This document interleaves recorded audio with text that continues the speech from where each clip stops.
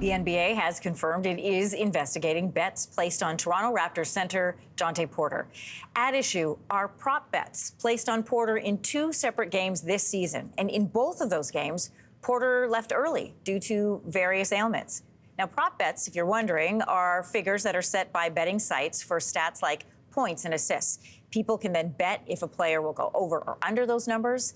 Now, nothing has been proven yet. It's important to say that Porter has not faced any disciplinary action, although he is away from the team for, quote, personal reasons. So with us this morning is Jeff Zakhodny. He's a reporter for Covers. Welcome to Your Morning. Thanks for having me on. We're taking a closer look at this. Two Raptors games that kicked off this investigation took place on January against the Clippers and March 26th, and against the Clippers on March 20th against the Kings. So what, from the NBA standpoint, is concerning about these two games to the point where they kicked off this investigation? We don't know specifically what has concerned the NBA, but we can kind of discern from what's been put out there and what we sort of know what's been going on in the betting markets as to what they might be looking at. And that is, we saw a perhaps atypical amount of wagering on these prop betting markets involving Porter. DraftKings, a regulated sportsbook here in Ontario, they said that some of these props involving Porter wound up being some of the biggest money makers for their users, even though he's not someone who is a huge star in the NBA. He might not be well known by a lot of NBA fans even. And yeah, these props were turning into real big winners for people on these two nights in particular. So those are the kind of things we can kind of discern from.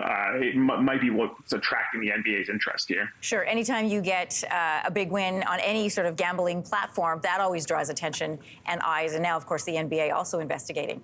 If they find out that Porter was betting on these games or manipulating their outcome for the sake of betting, what kind of punishment would he face? He could face very severe punishment. The NBA commissioner has a lot of leeway to impose discipline if it is found to, this some sort of illicit behavior has happened. We don't know for certain that it has. It's being investigated, but in the NBA rules, the commissioner can fine someone, they can suspend someone, they can even ban them from league, essentially. So there's a lot that the commissioner could do if they find any significant wrongdoing here. So outside of the NBA, there have been some examples of players who have faced penalties for gambling, notably in the NFL. Receiver Calvin Ridley, at the time a member of the Atlanta Falcons, he was suspended for the entire 2022 season. Lions receiver Jameson Williams was initially suspended for 6 games this past season, though he was reinstated after 4. And in October, Senators' Shane Pinto became the first NHL player suspended for gambling, and he was forced to miss half of the season.